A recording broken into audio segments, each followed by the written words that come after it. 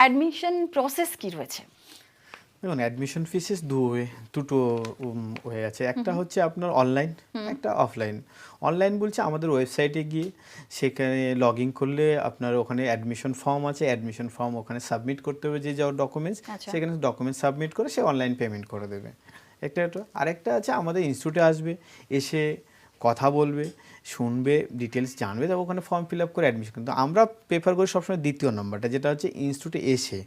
কারণ যেটা মনে হয় টাকা দিয়ে কিছু করলে সেখানে আমার অনলাইনে না গিয়ে আমার মনে হয় গিয়ে কথা বলে দেখে অ্যাডমিশন হওয়া সব থেকে বেস্ট। আর আমরা এটাও বলি যে আমাদের এক্সিস্টিং যে স্টুডেন্ট আছে তাদের সঙ্গে এসে কথা বলতে আগে, কেন আমাদের কনফিডেন্স আছে আমাদের ছেলেরাদের যেটা বলেছি আমরা সেটা প্রোভাইড করি, তো আমাদের কোনো অসুবিধা নেই, যে কোনো স্টুডেন্টের সঙ্গে যে কেউ কথা বলতে পারে, এসে কথা বলে স্যাটিসফাইড হবে, আফটার সে অ্যাডমিশন হবে।